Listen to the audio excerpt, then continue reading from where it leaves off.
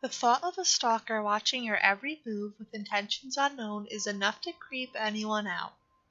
Now imagine a stalker who is bold enough to send you postcards detailing every aspect of your life down to the color of your socks.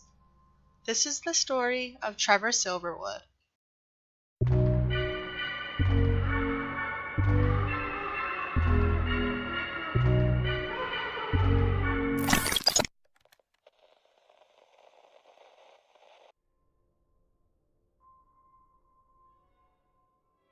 In 1967, a small British politician, Trevor Silverwood, started receiving hundreds of postcards. While none of these postcards were outright threatening, the details written on the postcards were disturbing. The postcards would reference what Trevor ate, the TV shows he watched, and what clothes he wore. This harassment lasted for more than a decade, with the details getting more and more specific with each postcard sent. The postcards were written in shorthand and all signed with a stick figure of the saint. The saint is a character in a popular book series. The saint battles drug dealers, corrupt politicians, and the like. Representing themselves as this fictional character could mean that Trevor's stalker or stalkers were not fans of his political decisions.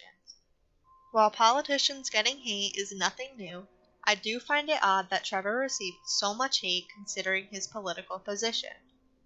He was only a council member in his hometown of Bridlington, a town with a population of roughly 30,000 people.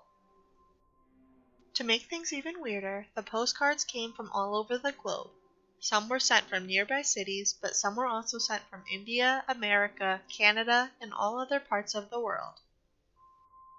A decade after the harassment started, Trevor placed an ad in the local newspaper. He begged the stalker to identify themselves. Instead, a few days later, Trevor received a postcard from Africa. It read, "Don't be naughty. What a nice photograph of you the newspaper published." On a separate occasion, Trevor was being questioned by the police about a minor driving matter. Days after, he received a postcard that described the police's interview in depth. The harassment stopped in the 1980s. The writer or writers responsible for the postcards were never found.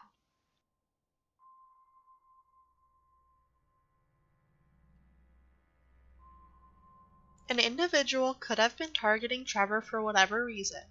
They most likely were not fans of his political decisions and took their anger out by harassing him. Personally, I find this explanation quite hard to believe. What could Trevor have done that was so bad that it warranted over a decade of harassment? Additionally, how did one person manage to track Trevor's every move without ever getting caught while also sending him postcards from around the world? And if they were around to see the ad in the newspaper, how did they manage to send Trevor a postcard from Africa within days? This explanation is similar to my first explanation, but instead of one person, a group may have been responsible. This would explain how postcards were sent from all over the world. But were there really that many people that were unhappy with Trevor that they decided to organize an entire group to stalk and harass him?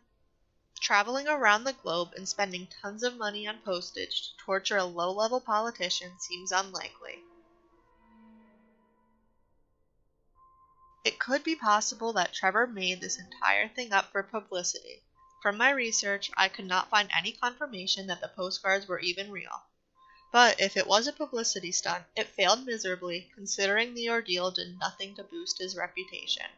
Plus, he waited 10 years to come out about it. There are much better ways to promote yourself than pretending you're being harassed.